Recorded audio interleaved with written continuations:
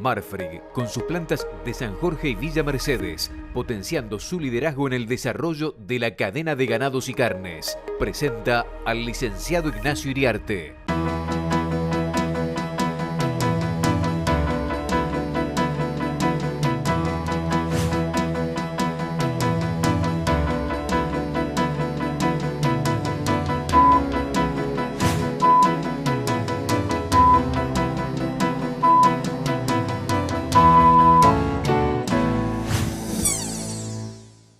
Amigos de Canal Rural, buenos días.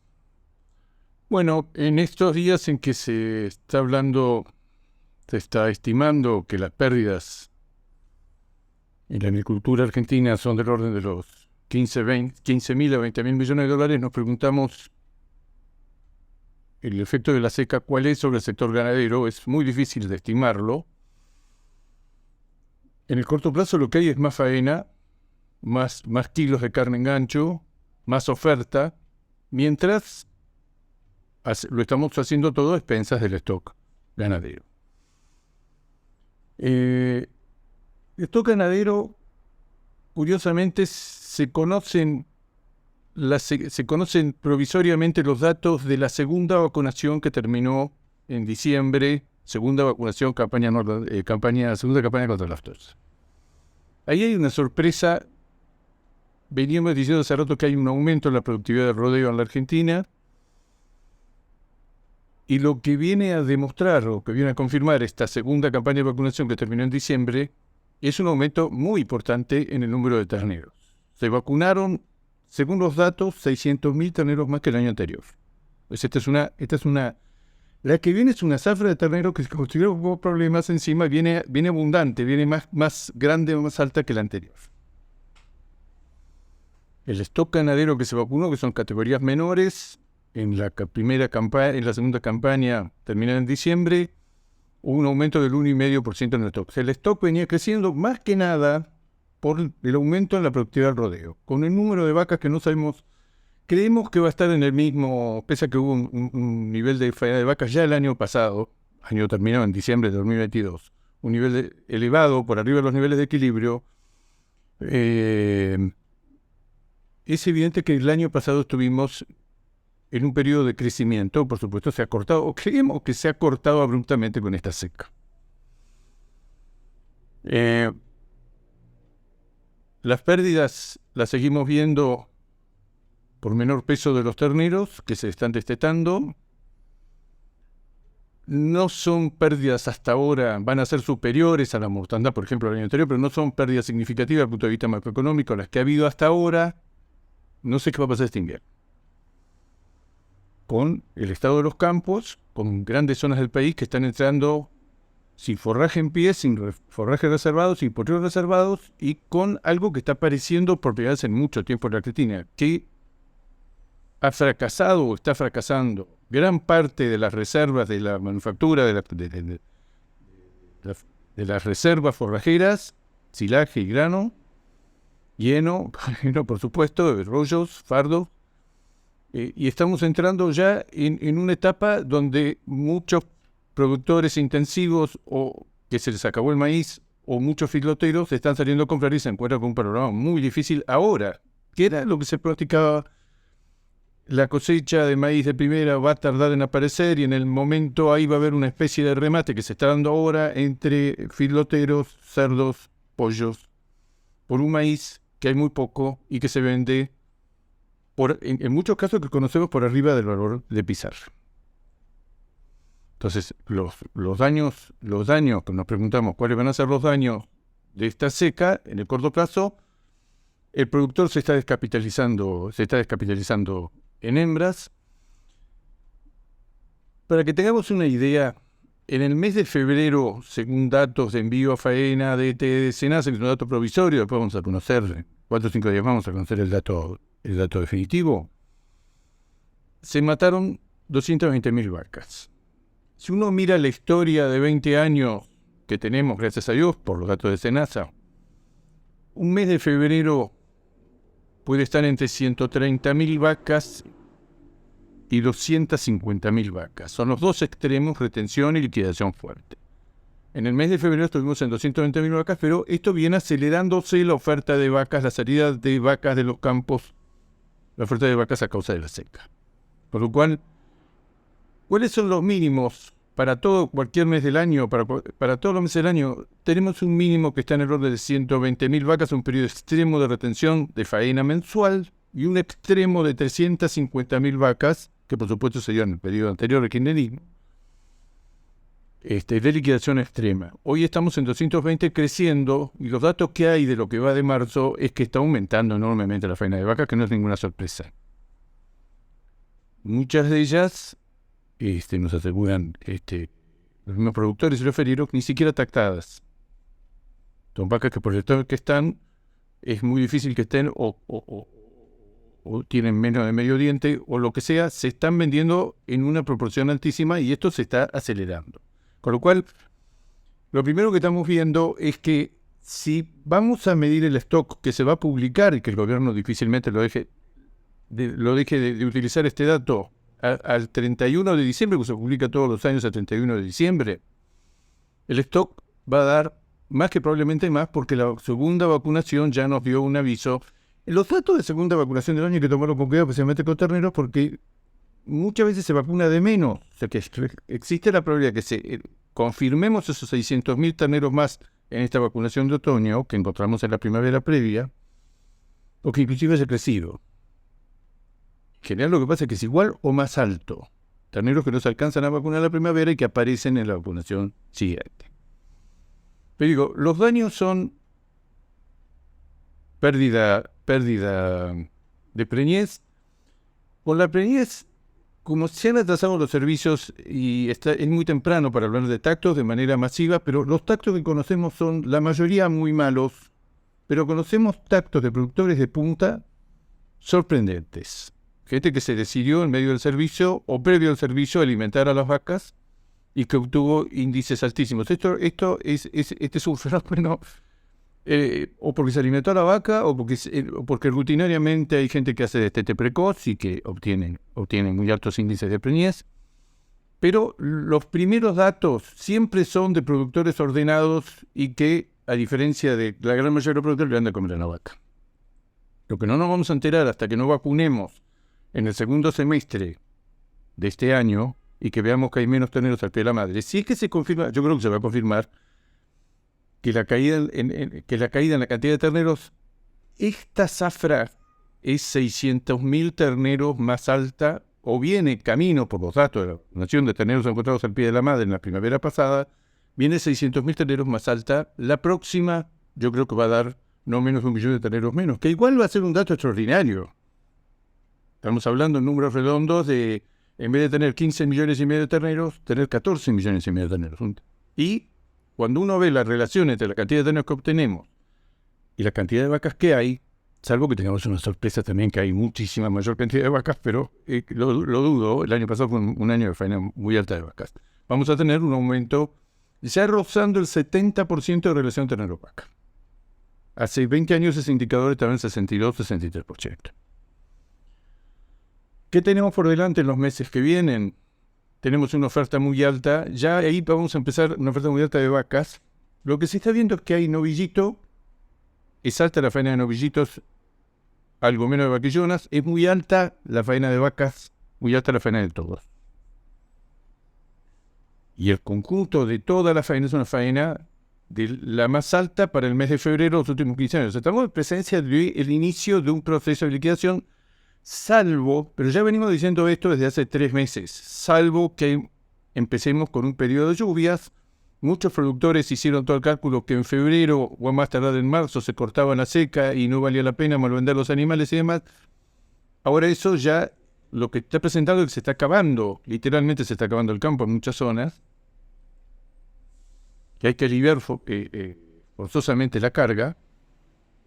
Y bueno, esto es un puerta 12 que solo se puede cortar si efectivamente en marzo, pero tampoco tenemos ninguna seguridad. Hay un cambio en la temperatura del agua en el Pacífico y un cambio en las proyecciones de todos los modelos internacionales que este trimestre, febrero, marzo, abril, ya estamos tendiendo más a un neutro que una niebla.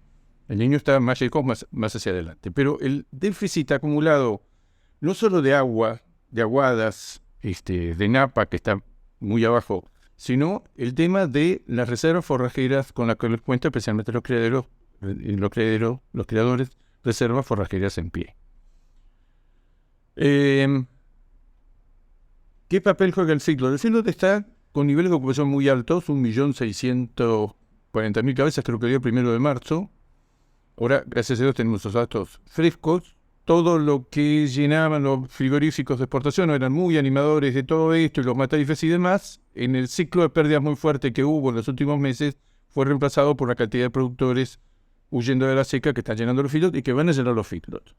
Para también tener una idea, el feedlot en la Argentina, los mínimos históricos de ocupación ha sido del orden de 1.100.000 cabezas. Los máximos históricos de ocupación es 2 millones de cabezas. En este momento estamos en 1.640.000, pero es evidente que con la aparición de la zafra y con el mejoramiento, no es que ha cambiado, se han achicado muchísimo las pérdidas que experimentaba el feedlot. La invernada en estas últimas semanas está por el exceso de oferta que está apareciendo, que no tiene compradores, no tiene suficientes compradores. Lo mismo pasa con las categorías de cría que se quieren vender. La pregunta es, toda esta hacienda que está saliendo ahora, ¿quién la va a comprar? Pues los feedlots además tienen una capacidad. Venimos de meses donde se comercializan 400.000, ese es el mínimo, 500.000 terneros mensualmente de invernada. Y de acuerdo a la estacionalidad que rara vez falla, y uno lo ve a lo largo del tiempo, tiene leves matices, marzo, abril y mayo aparecen entre 1.300.000 y 1.500.000 terneros para su venta cada uno de esos meses. O sea, estamos en presencia de un faltante de campo muy importante del lado de los invernadores, del lado de los que lo tienen que comprar, porque en muchas zonas no ha llovido y siguen en emergencia, y una oferta muy alta de ternero que, vuelvo a repetir, va a pasar en pocas semanas de 400 y 500.000 terneros mensuales, aún pensando que ya venía muy abultada la oferta por la seca, a esta y a la conclusión que muchos dicen, ya no se puede esperar más. Hay que destetar y cuanto antes, aún tactado o no, hay que aliviar la carga de los campos, hay que sacarse a ternero en sí. Vamos a una pausa. Bueno, vamos a mirar con muchísima atención el feedlot en los próximos meses. El feedlot también tiene el problema de que empieza a pesar este faltante de maíz, de granos en general, de esa competencia que se está y que ahora vamos a ver qué efecto tiene, si es que tiene algún efecto, el tema de la fibra aviar en un sector que es muy dinámico y que es muy agresivo a la hora de, como son los polleros, a la hora de comprar maíz. Pero estamos en presencia de una cosecha de maíz atrasada y que los productores que lo tienen lo hacen valer y lo cobran, vuelvo a repetir, pizarra. Los números del feedlot, pizarra más un plus, más flete. Lo que se está viendo es que va a tardar en aparecer maíz en volumen y que el sector feedlotero necesita cada vez más. Yo creo que se van a reabrir varios corrales, necesariamente se van a reabrir.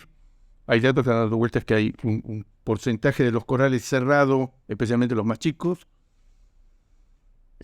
Todo esto se va a abrir porque estamos en presencia de un año que ya no es, tendría que llover muy bien para que se hicieran los campos de acá en el otoño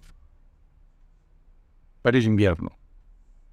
Con el atraso que existe en la siembra de los verdeos, con el atraso que existe y con los pésimos rendimientos que se está ensilando mucho maíz, se están enrollando sojas, se está haciendo una cantidad de cosas, pero las reservas con que vamos a entrar en este invierno van a ser inferiores al normal. O sea, estamos en presencia de una oferta de vacas muy alta, de una oferta de invernada que se está juntando y que va a ser muy numerosa y que se abre. Uno se pregunta, ¿quiénes son los sectores que van a poder comprar eso? El frío va a ser un problema más que nada de capacidad. Si va a poder hacerse cargo de los cientos de miles de cabezas que van a aparecer en venta o que ya están apareciendo en venta. Esto que vemos, los consignatarios cuando encierran 6.000, 7.000, 8.000 cabezas y dicen, bueno, esto hasta que se dispersan todas las tropas, no saben a quién van a terminar vendiendo y colocando la hacienda cerrada, pero esto recién empieza. Por eso se está reflejando dificultad muy grande para vender categorías de cría, caída en los valores de la invernada. El panorama externo sigue muy pendiente de lo que suceda con la vaca loca en Brasil. Las autoridades brasileras, se confirmó en el laboratorio de Canadá que es un caso atípico de un animal grande, que sucede en animales grandes y que es un caso atípico, no es la encefalopatía pongiforme bovina que hemos conocido como consecuencia de la ingesta de proteínas o de alimentos de la misma especie. Bueno, todo lo que hemos conocido, este es un caso atípico, se lo considera, pero los chinos no en la boca. Ya de esto ya pasaron cerca de 2 semanas. La especulación que nosotros nos hicimos eco sobre todo los brasileños, porque el mercado mundial, imagínense que son 100.000 toneladas mensuales que estaba colocando Brasil en el mercado chino. Una cosa es que falte un mes, y como dicen los importadores chinos, no vamos a salir a pagar ningún disparate, no vamos a mejorar los valores, porque esto vamos a aprovechar para bajar los stocks, tenemos stocks elevados, no queremos mejorar los valores. Estos son los valores medios históricos, no vemos motivos. China tiene muy buenas perspectivas de crecimiento económico y de desarrollo y de hotelería y de restaurante y de catering y de todo lo demás, pero nosotros vamos a resistir a esto y están resistiendo. Ahora, ya hay el movimiento, si hay alguno con respecto a los precios en la economía de China para Argentina y Uruguay está muy firme. Más firme en volúmenes que en precios se están mejorando. Ya los valores de exportación de Uruguay de febrero ya mostraron que se tocó el piso en materia de exportaciones de valor de carne con destino a China.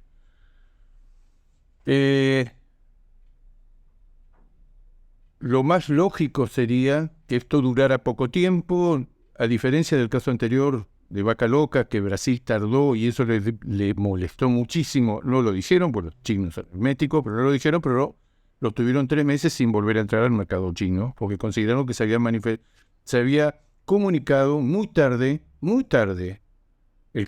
2 casos de vaca loca que hubo en el caso anterior, que fue a fines del 2021, si no me equivoco. Ahora todo ha sido muy rápido. Los ganaderos americanos están diciendo por qué a nosotros nos piden una cantidad de exigencia a todos los países del mundo y los brasileños han tenido esto y siguen exportando a varios destinos y nosotros les seguimos comprando caro. Brasil está ocupando una cuota que es una especie de bolsa de diferentes cuotas, de diferentes destinos, de 60.000 toneladas. Nosotros tenemos una de 20.000 fija, ellos tienen una de 60.000 donde intervienen otros competidores, pero como no la usan, Brasil la usa casi para beneficio propio. Y la compra rápidamente. En pocas semanas más va a terminar de cumplir su cuota de 60.000 toneladas en el mercado americano. Los americanos llaman la atención. ¿Por qué sigue entrando? ¿Por qué ha sido suspendido? Se ha autoembargado, como dicen ahora, las carnes chinas las carnes brasileñas a China y sigue entrando la carne brasileña a Estados Unidos. El panorama en general del mercado internacional, si uno hace abstracción, miren lo que voy a decir, de la fiebre aviar, de la vaca loca, de la incipiente guerra comercial entre China y Europa y Estados Unidos, porque vemos que ya hay sanciones dando vueltas de Alemania, en el caso de la tecnología, es evidente que se ha acabado 20 años maravillosos desde el punto de vista de la globalización y del comercio internacional. A nosotros por ahora lo que estamos viendo es que en materia del flujo comercial más grande, nosotros seguimos exportando el 75-80% de lo que exportamos es a China, pagamos aranceles bajos, 12%. China ha manifestado reiteradamente en sus proyecciones de consumo de carne vacuna, todo el plan económico que se está poniendo en marcha en estas semanas, en estos meses en China, apunta a reforzar el consumo interno, menos exportación, menos construcción, más tecnología, más inversión en desarrollo tecnológico que los chinos sienten y se está doliendo especialmente por ver el atraso que tienen militarmente, ahora que suenan tambores de guerra por todos lados, el atraso que tienen con respecto a Estados Unidos. Pero hay un énfasis muy claro en el consumo interno. Y todo lo que aumenta el consumo interno en China de carne vacuna, en una proporción de 90% va a tener que ser importado, como lo fue hasta ahora. Estos pronósticos ya vienen de hace mucho tiempo. China es capaz de un índice de autosuficiencia muy alto en cerdos y pollos, pero muy alto, pero no en vacuno. En vacuno no tiene, para hacerlo en resumidas cuentas, no tiene el espacio para las vacas de cría, no tiene tradición para las vacas de cría, no es rentable, es imposible encontrar suelo, el suelo se utiliza cada vez es más intensivo, como lo dijeron alguna vez en China. ¿Quién se le puede ocurrir tener una hectárea por una vaca arriba? Entonces, las perspectivas de China son buenas. Ahora los chinos tienen estas cosas raras que dan los datos de enero, con los de febrero los dan todos juntos en marzo, o sea que no conocemos los datos de importación de enero. Sospechamos, vienen 6 o 7 meses seguidos que nunca bajó de 240.000 toneladas, que es una cifra, es un número excepcional, extraordinario.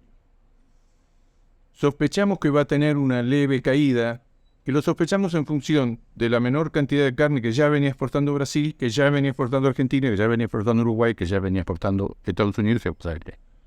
Nada extraordinario, pero no se generaría, pues se conozcan los datos, en vez de ser 240.000 pisos, sean 220 o 225.000 toneladas.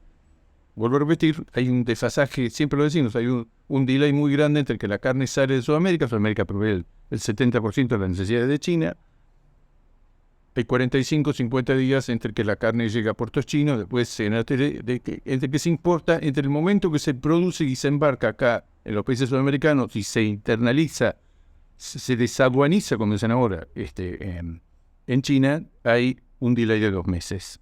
Está saliendo menos carne, las importaciones en China van a ser muy altas, extraordinarias. Ahora, ¿qué es lo que dice todo el mundo? Esto es una caída circunstancial porque en los próximos meses se va a empezar a sentir, esta es una proyección que está haciendo la Youth Meat Federation, que en los próximos meses va a haber un aumento muy significativo de la demanda por todo tipo de carnes. En tipo de la carne vacuna, lo vuelvo a repetir, eso se va a sentir en el mercado de importación.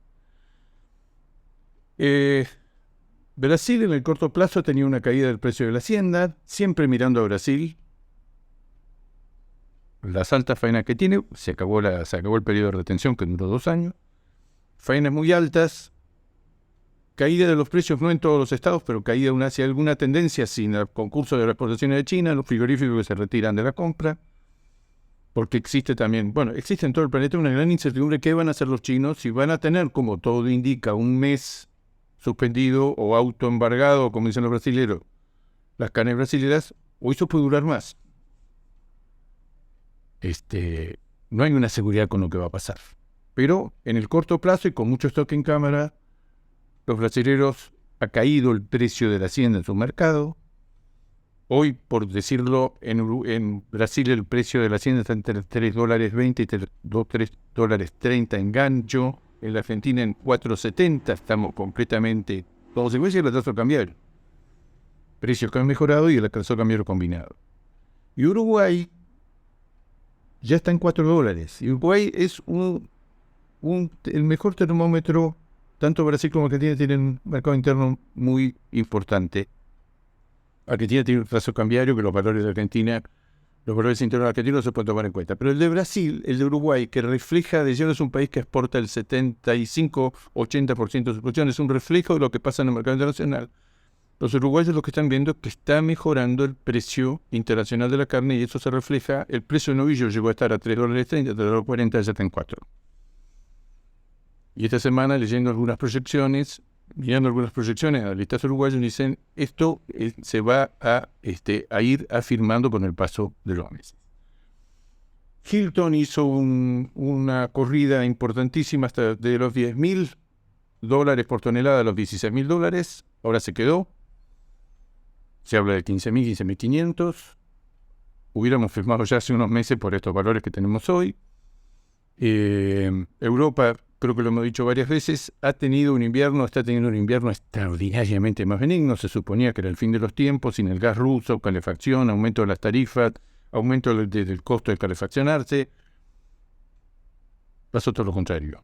Fue un invierno el más benigno en 20 años. Esas supuestas supercuentas de la luz no aparecieron nunca. Europa está igual cuando vemos el crecimiento de Estados Unidos, el crecimiento sorprendente que están pronosticando de arriba del 5% de China, en el mundo actual 5% de crecimiento económico, como dicen, no es lo mismo el 5% sobre el Producto Bruto que tenía China hace 30 años, que el 5% es un Producto Bruto extraordinariamente crecido como el que tiene actualmente. El crecimiento de China se está convirtiendo en la locomotora de una cantidad de países que le venden materias primas. En nuestro caso es muy parecido al de otros países que le venden, unos el cobre, otros la lana, otros todo tipo de productos. Incide directamente en el precio del gas, incide directamente en el precio del petróleo, y en el caso de la carne es decisivo. En este momento estamos pasando, desde hace varios meses, una retracción no de las compras en volumen de China, que siguen siendo asombrosas, sino de los precios que los importadores están dispuestos a pagar. Hay una gran necesidad de vender de Brasil, una gran necesidad de vender de Argentina, de todos, y eso evidentemente nos han tomado una mano los importadores chinos. Amigos de Canal Rural, será hasta el próximo jueves. Marfrig, con sus plantas de San Jorge y Villa Mercedes, potenciando su liderazgo en el desarrollo de la cadena de ganados y carnes, presentó al licenciado Ignacio Iriarte.